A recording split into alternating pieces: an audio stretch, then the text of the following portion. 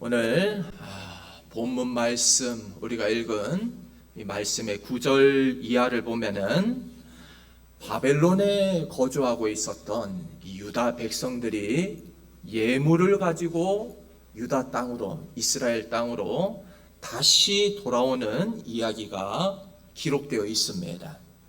이 사람들이 올 때에 빈손으로 오지 않고 예물을 가지고 왔는데에 그 대제사장 여호수아 아시죠? 그 여호수아의 머리에 그 예물을 가지고 금 면류관을 만들어서 그 머리 위에 이제 씌우는 그러한 이야기가 오늘 말씀에 기록이 되어 있습니다. 먼저 10절 말씀을 보면은 요시야를 찾아온 사람들의 이름이 이제 기록이 되어 있습니다. 그런데 이 사람들이 어떤 사람들이었는지, 뭐 하는 사람들인지 우리가 정확하게 알 수는 없습니다. 왜냐? 성경이 더 이상 말해주지 않기 때문입니다. 그래도 우리가 한번 추측을 해 본다면은 이제 이 유다 백성들이 포로 귀환을 할 때에 아직 여전히 귀환하지 않고 바벨론에 남아있던 사람들이 있었습니다. 그 사람들 중에서 이제 대표격으로 오늘 이 유다 땅에, 이스라엘 땅에 이제 다시 찾아온 것이라고 우리가 그렇게 추측을 해볼 수가 있습니다. 왜냐하면은 이제 성전 건축을 한다는 소문이 들린 것이죠. 성전 건축을 하는데 우리가 돌아가지는 않았어도 그냥 가만히 있을 수 있느냐, 성전 건축을 위해서 헌금을 하자, 그렇게 찾아왔다, 우리가 그렇게 추측을 해볼 수가 있습니다. 오늘 이제 말씀을 보면은 하나님께서는 그런데 이 가지고 온 예물을 가지고 처음에 이 사람들은 성전 건축을 하라고 그 예물을 가지고 왔는데 하나님의 생각은 달랐습니다. 하나님은 이 예물을 가지고 성전 건축을 하는데 사용할 것이 아니라 대제사장 요수아의 머리에 씌울 면류관을 먼저 만들라라고 말씀을 하고 계십니다. 그리고 그 면류관은 성전 안에다가 보관해라. 여러분 한번 보십시오. 분명히 처음에 이 바벨론에서 온 사람들은 성전 건축을 하라고 이 예물을 가지고 왔습니다. 처음 목적이 그냥 이 다른 게 아니라 면류관이 아니라 성전 건축을 위해서 가져온 거예요. 그런데 하나님은 그 예물을 가지고 면류관을 만들라는 겁니다. 대제사장의 머리 위에 씌울 면류관을 만들어라. 여러분, 이처럼 우리가 언제나 기억해야 될 것은 무엇인가 하면은 하나님의 생각과 나의 생각이 다를 수가 있다라고 하는 겁니다. 하나님이 원하시는 것과 내가 원하는 것이 다를 수가 있다. 차이가 날 수가 있다. 하나님이 우선순위로, 최우선으로 여기시는 것과 내가 우선순위로 내가 먼저 해야 된다고 생각하는 것이 그게 차이가 날 수 있다. 이걸 먼저 우리가 인정을 해야 하는 것입니다. 여러분, 그럼 내가 생각했을 때에 내가 우선으로 생각하는 거 그게 있어요. 그럼에도 하나님은 그게 아니야. 내 생각은 따로 있어. 그러면 우리는 내 생각을 내려놓고 하나님의 뜻에 순종하고 하나님의 뜻에 따라가야 할 줄로 믿습니다. 그러니까 오늘 본문 내용은 이런 거죠. 이스라엘 백성들이 생각할 때는 그 면류관 그게 지금 당장에 뭐가 그렇게 중요하다고 면류관부터 만들려고 그러시나? 면류관보다 지금 성전 건축이 더 중요하지라고 생각이 되어진다는 거예요. 안 그래도 우리가 포로에서 돌아와서 경제적으로 힘든데 우리 형편도 어려운데 그런데 그걸 알고 또 바벨론에서 이렇게 성전 건축하는데 쓰라고 예물을 보내왔으니까 이건 당연히 성전 건축하는데 쓰여져야 된다. 우리는 그렇게 생각할 수가 있다는, 이게 당연한 우리의 생각인 것입니다. 그런데 하나님께서는 면류관을 먼저 만들라라고 말씀하십니다. 처음에 예물을 드릴 때도 성전 건축을 위해서 드렸습니다. 그런데도 불구하고 아니야, 면류관을 만드는데 먼저 사용해라. 그건 너의 생각이고 내 생각은 달라. 여러분, 이처럼 하나님이 우선으로 여기시는 것과 내가 우선으로 여기는 것이 다를 수가 있다는 거예요. 여러분, 엘리야와 과부의 이야기를 한번 기억해 보시기 바랍니다. 이 과부는요, 마지막으로 이제 그 얼마 남지 않은 가루로 이제 음식을 만들어 가지고 아들하고 함께 나눠 먹고 이제 죽을 날만 기다려야 되는 그런 불쌍한 처지에 있었습니다. 그런데 이 불쌍한 과부의 것을, 이거를 빼뜨려서 엘리야에게 먼저 먹이라는 거예요. 엘리야에게 먼저 주라. 여러분, 그러니까 이 이야기는요, 우리가 다 알고 있는 이야기라고 생각하지 마시고 오늘날의 윤리와 오늘날의 도덕관으로 그런 잣대로 바라볼 때 이거는 말이 되지 않는 이야기입니다. 이거 완전히 뉴스에 나와야 될 이야기입니다. 오늘날로 말할 것 같으면은 교회 목사가 가난한 과부의 그 음식을 빼들어 가지고 목사가 먹었다, 이런 걸 뉴스에 나올 만한 이야기가 아니겠습니까? 기독교에 대해서 적대적인 방송국들이 다 내보내기에 너무나도 좋은 이야기인 거예요. 여러분, 그런데 하나님은 우리의 생각과 완전히 다른 겁니다. 우리의 윤리적인 그런 도덕적인 관념과 하나님의 생각은 다를 수가 있다는 거예요. 윤리와 도덕보다도 더 앞서는 것은 하나님의 뜻입니다. 아멘. 이게 너무나도 중요해요. 그리스도인들조차도 하나님의 뜻보다 세상의 윤리, 정의, 도덕을 먼저 부르짖는 사람들이 있다니까요. 그게 아니에요. 잘못된 겁니다. 하나님의 뜻이 우선인 줄로 믿습니다. 하나님은 그 과부를 죽이려고, 망하게 하려고 그러시냐? 아니에요. 테스트를 해보시고 더 큰 축복을 주시기 위해서 하나님께서 테스트를 해보시는 겁니다. 우리 하나님의 뜻을 하나만 알고 둘은 모르고 하나님의 뜻을 우리가 오해하고 그래서는 안 됩니다. 우리는 하나님을 신뢰하면서 하나님께 온전히 맞춰드리고 따라갈 수 있는 성도가 되어야 할 줄로 믿습니다. 우리가 교회에서 사역을 하다 보면 이런 일들을 자주 볼 수 있습니다. 뭐가 우선이냐? 교회 일을 하다 보면 뭐가 우선이냐? 예를 들어서요, 여러분, 교회는 무엇보다도 복음을 전파하는 일이 교회의 가장 큰 사명인 줄로 믿습니다. 아멘. 아멘이 커야 될 때는 커야 됩니다. 아멘.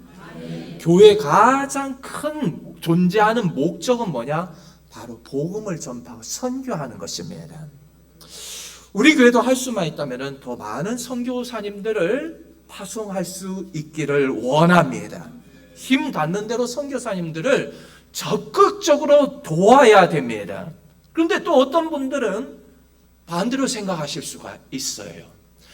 우리 교회가 빚도 많고 경제적으로 힘든데 정부에서는 또 앞으로 한국은행에서는 금리도 올린다고 그러는데 우리 그렇게 선교를 해야 됩니까? 여러분, 이렇게 생각을 하면은 그 어떤 교회도 선교는 할 수 없을 것입니다.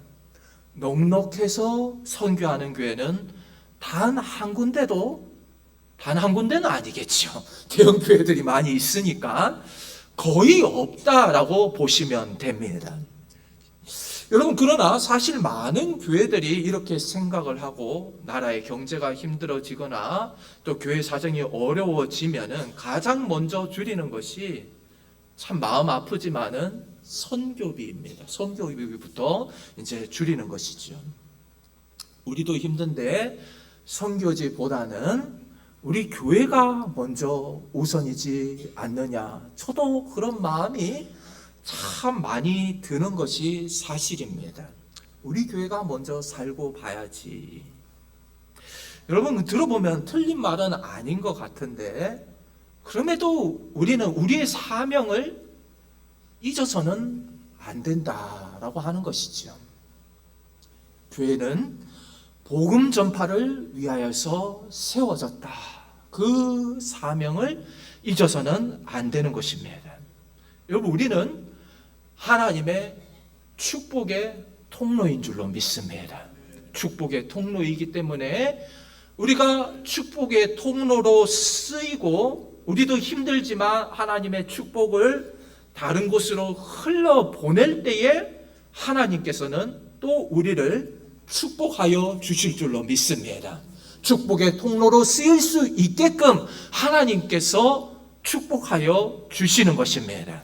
그래서 우리 교회 위에 우리 성도들의 삶 가운데에 하나님께서 축복의 통로로 쓰임받을 수 있도록 하늘의 문을 여시고 축복해 주시기를 원합니다. 저는 또 실제로 이런 말들을 하는 분들도 꽤 많이 봤습니다. 아니, 지금 우리나라 국내 안에도 예수 믿지 않은 사람들이 많이 있는데 꼭 해외까지 가서 선교를 해야 됩니까? 우리나라에서 먼저 복음을 전파하고 그 다음에 뭐 해외로 나가서 선교를 하든지 그게 맞는 거 아닙니까?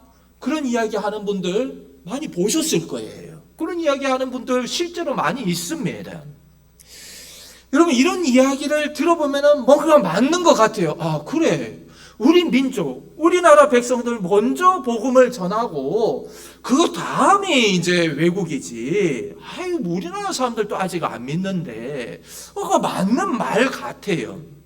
여러분, 그런데 만약에 초대교회로부터 지금까지 모든 그리스도인들이 그렇게만 생각을 했다라고 한다면은 오늘 우리가 예수를 믿고 있겠느냐라고 하는 거예요. 초대교회로부터 지금까지 우리 민족이 먼저 100% 복음화된 다음에 다른 나라로 나간다? 그럼 불가능한 이야기입니다. 불가능한 이야기예요. 여러분, 예수님도 뭐라고 말씀하셨습니까?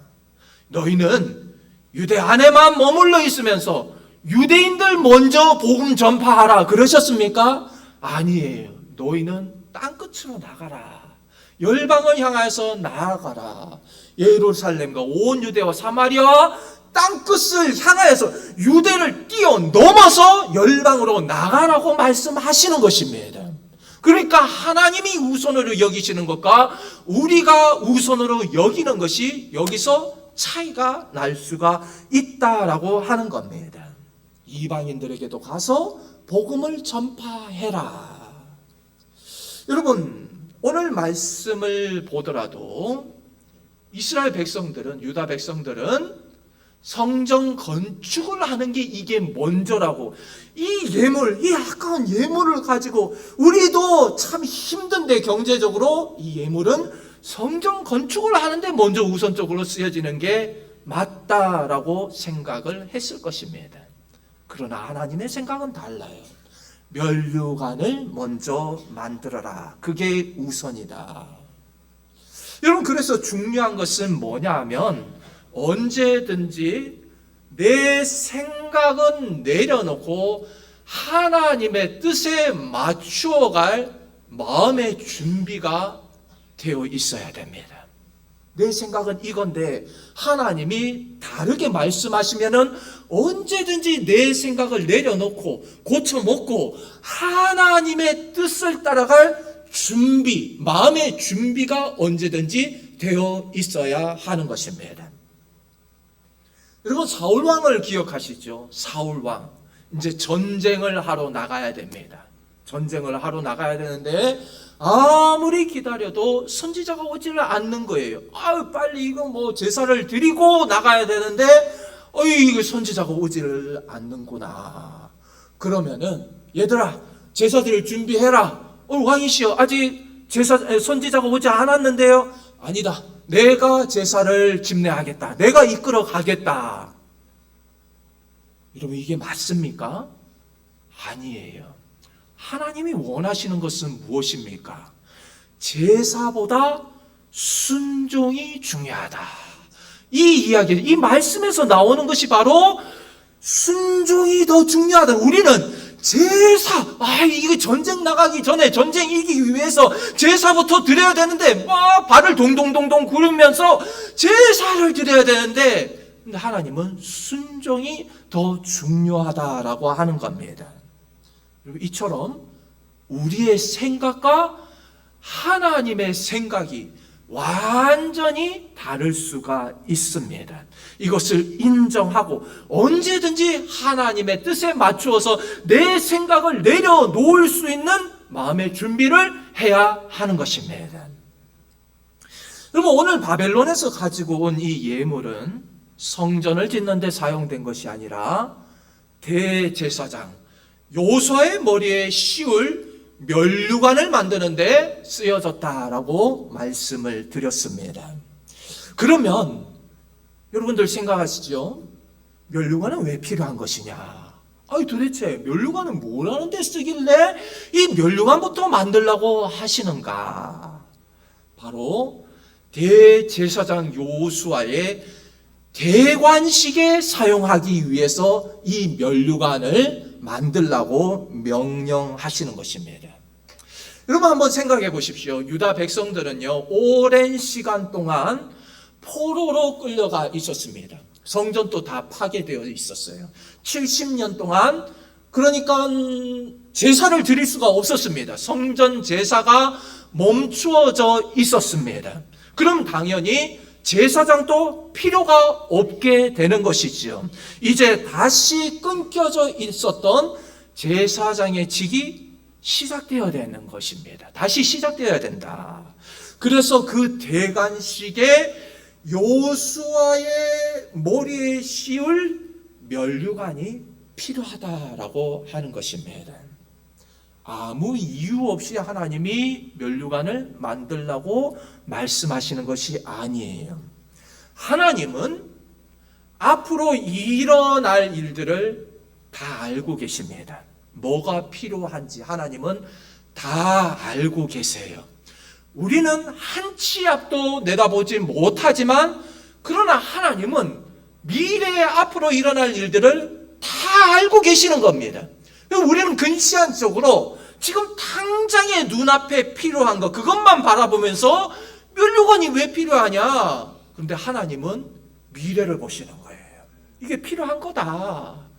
그렇기 때문에 지금 당장 나는 이해가 안 돼도, 그럼에도 하나님이 말씀하시면 순종해야 하는 것입니다. 하나님은 그러한 시간을 통해서 우리를 또한 테스트를 하시는 거예요. 우리가 하나님의 말씀에 순종하는가 안 하는가 이해가 가지 않지만, 그럼에도 순종을 하는가 안 하는가, 앞으로 어디로 가야 할지 모르지만 그럼에도 아브라함이 믿고 따르는가, 하나님은 언제나 테스트를 해보시는 거예요. 여러분, 그러니까 내가 당장에 이해되지 않는다고 해서 원망하고 불평할 것이 아니라, 그럼에도 하나님의 큰 뜻이 있을 줄로 믿습니다, 그렇게 고백하면서 순종하고 따라갈 수 있는 저와 여러분이 될 수 있기를 주님의 이름으로 축복합니다. 오늘 이 대관식이 중요한 이유는 무엇인가 하면은, 여러분, 이 유다 나라 이스라엘은요, 아직 이 페르시아의 속국인 상태입니다. 식민지인 거예요. 그래서 아직 왕이 없어요. 이 나라에는 아직 왕이 존재하지를 않습니다. 그래서 이 대관식이 중요한 것은 바로 대제사장직과 왕직을 함께 통합하는 자리다라고 하는 것입니다. 이게 중요합니다. 대제사장직과 왕직을 통합하는 의식이었다. 그만큼 중요한 거예요. 여러분, 우리가 성경을 볼 때는 언제나 어떤 관점에서 봐야 하는가 하면은요, 성경의 모든 말씀은 그리스도를 향하여 이 말씀이 기록되어 있다. 그리스도를 향하여서 이 말씀이 기록되어 있는 거예요. 이러한 관점에서 봐야 됩니다. 구약의 모든 말씀은 그리스도께로 향하여 있고, 모든 말씀은 그리스도를 예표하는 말씀이다. 이 예표라는 말이 여러분들에겐 좀 어렵게 들릴 수가 있지만은, 그러니까 구약에 있는 말씀들은 그 그림자에 불과해요. 그림자, 실제가 아닙니다. 그림자에 불과한 것이고, 나중에 오실 예수님이 진짜라는 거예요. 예수님이 오셔서 하실 모든 일들을 구약에 먼저 보여주는 사건들이 있습니다. 그게 바로 예표하는 사건이라는 것입니다. 예를 들어서 아브라함이 이 하나님께 이삭을 바치는 장면이 나오지요. 아버지가 사랑하는 아들을 제단 위에 바치는 거예요. 그건 바로 신약 성경에 우리 예수님께서 이제 우리를 대신해서 십자가의 제단에 자신을 올려드리는 것과 마찬가지예요. 그러니까 아브라함의 그 사건은 그림자인 것이고, 신약의 예수님의 그 십자가 사건을 예표하는 사건이다. 그러니까 구약의 모든 말씀은 그리스도를 향하여 있다. 이거를 우리가 알고 말씀을 읽어야 하는 겁니다. 그래서 주님께서도 이렇게 말씀하세요. 이 성경이, 그 예수님이 말씀하시는 이 성경은 구약 성경입니다. 이 성경이 곧 내게 대하여 증언하는 것이다. 예수님을 증언하는 것이다.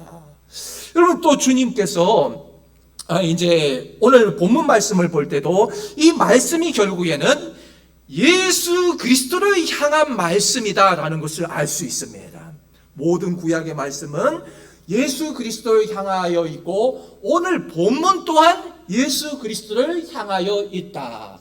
왜냐하면요, 여러분, 성경에서 대제사장직과 왕직을 함께 겸비하는 분은 예수님 한 분밖에 없습니다. 예수님 한 분밖에 없는 거예요.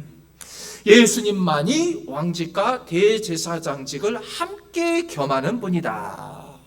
뿐만 아니라 하나님은 오늘 이 바벨론에서 온 사람들이 예물을 바치는 것이 이처럼 왕직과 대제사장을 통합하는 의식에 쓰일 뿐만이 아니라, 먼 데 있는 이방인들이 와서 앞으로 하나님의 성전을 건축할 것이다. 이 일의 예표가 될 것이라고 분명히 말씀을 하고 있습니다. 15절 말씀 한번 보십시오. 15절 함께 읽겠습니다. 시작. 먼데 사람들이 와서 여호와의 전을 건축하리니 만군의 여호와께서 나를 너희에게 보내신 줄을 너희가 알리라. 너희가 만일 너희의 하나님 여호와의 말씀을 들을진대 이같이 되리라. 아멘. 여러분, 놀라운 것은 무엇이냐 하면요, 오늘 본문 말씀에 가리키는 이 바벨론에서 온 사람들이 예수님 태어나실 때에 찾아온 동방박사들을 가리키고 있습니다. 동방박사들이 와서 예물을 드리지 않습니까? 바벨론에서 이 박사들이 온 거예요. 바로 예수님께서 태어나실 때 동방박사들이 올 것을 예언하고 있는 말씀인 것입니다. 여러분, 우리가 읽고 있는 이 스가랴서 말씀은 성전 건축도 성전 건축이지만 중요한 것은 하나님께서 환상과 예언을 통하여서 앞으로 오실 예수 그리스도를 보여주고 있는 말씀이라고 제가 계속해서 말씀을 드렸어요. 계속해서 말씀을 드렸습니다. 그렇기 때문에 정말 중요한 것은, 여러분, 지금 짓는 이 스룹바벨 성전 또한 이건 그림자에 불과한 거예요. 진짜 성전은 누구신가? 바로 예수님이신 겁니다. 여러분, 그러니까 이 스가랴서 말씀도 결국에는 참된 성전이 되시는 예수 그리스도를 향하고 있는 말씀인 거예요. 여러분, 성경이 놀라운 것은 하나님께서 그리스도를 이 땅에 보내시기 전에 먼저 예언의 말씀들을 통하여서 그리스도께서 이 땅에 오셔서 어떤 일들을 하실지를 미리 다 기록해 놓으셨다라고 하는 것입니다. 참으로 놀랍지요? 어떻게 예수님께서 오셔서 하실 일들을 몇백 년 전에, 천몇백 년 전에 어떻게 기록을 다 해 놓았는가? 주님도 공생의 기간 때 오셔가지고 뭐라고 말씀하셨는가 하면은 어떤 일들을 행하실 때 성경을 이루려 함이라. 예수님 어떤 행동을 하실 때에도 언제나 성경을 이루려 함이라. 예언의 말씀을 내가 이루기 위해서 이 일을 하는 것이라고 말씀하시는 겁니다. 그러니까 구약 성경에 나와 있는 그 예언의 말씀을 성취하고 이루시는 분이 바로 그리스도이시고 메시아라는 사실을 우리가 알 수 있는 것입니다. 여러분, 그러면 오늘 이 스가랴서 말씀이 우리에게 어떤 의미가 있는가? 여러분, 구약 성경에 그리고 모든 성경에 기록된 말씀은 하나도 빠짐없이 전부 다 성취되어진 줄로 믿습니다. 마지막으로 하나 남은 것은 무엇입니까? 우리 주님께서, 맞습니다, 예수님께서 다시 오신다.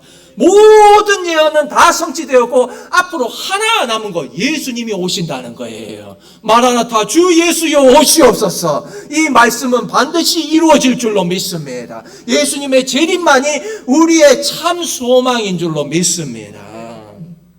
놀랍게도 우리 하나님은 1.1획도 틀림없이 다 이루시는 분이다.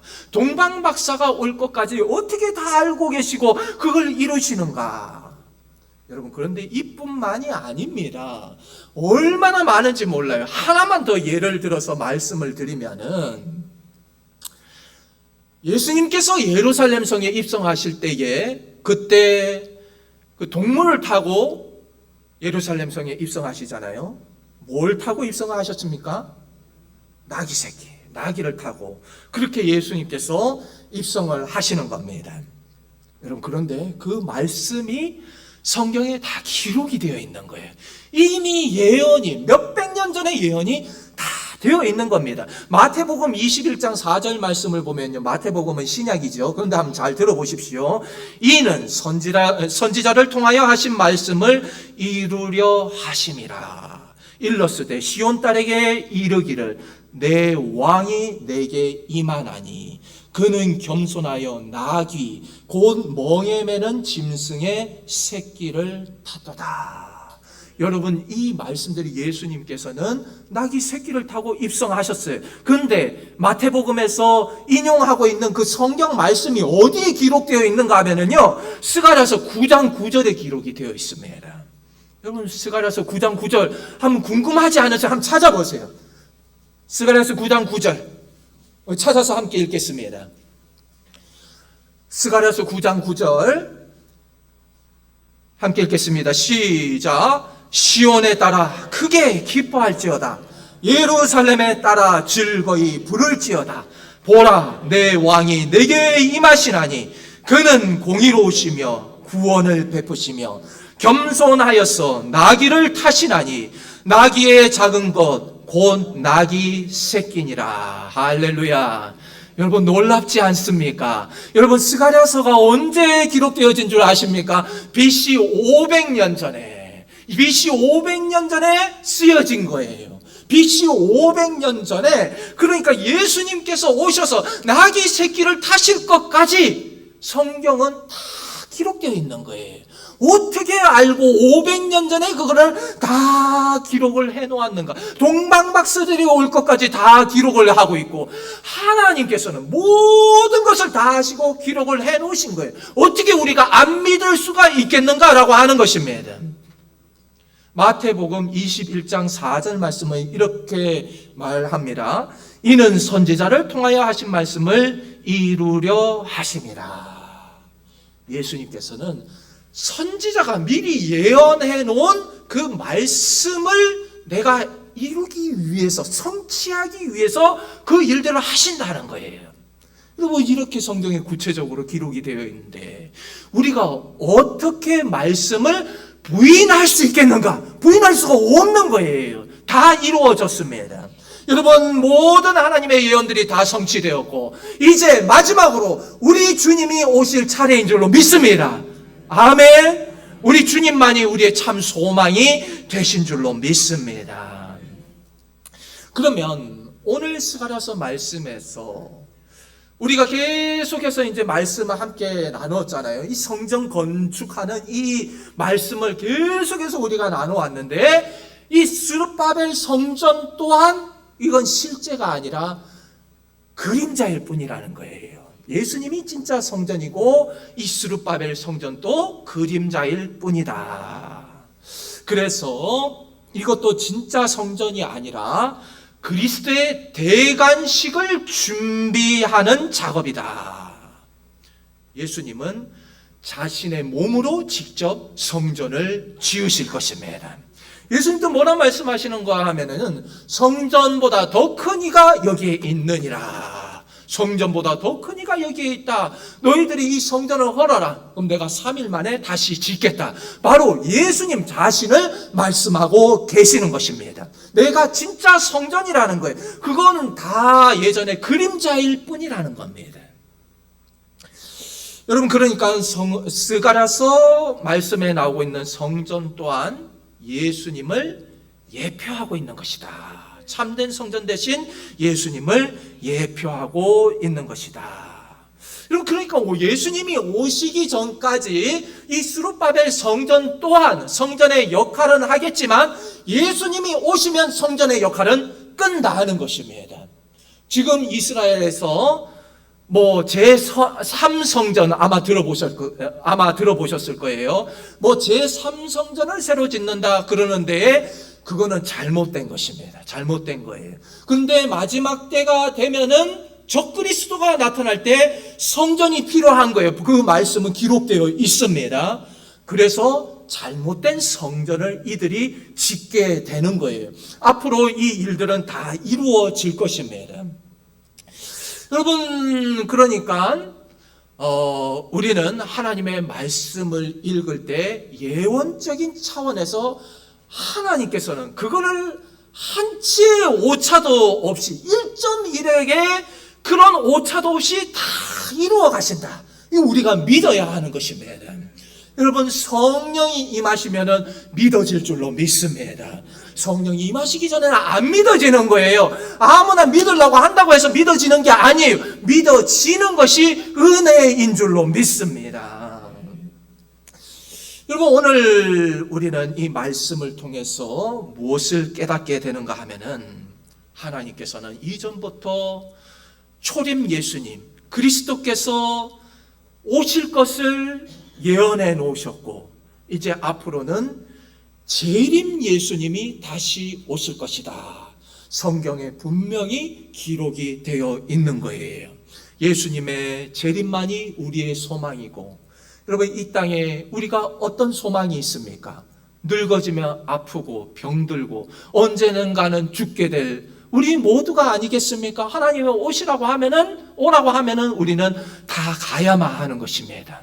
눈물 나고 슬픈 이 세상 영원히 사는 것이 그게 소망일까요? 한 살이라도 더 살려고 100살까지 사는 건 그게 소망일까요?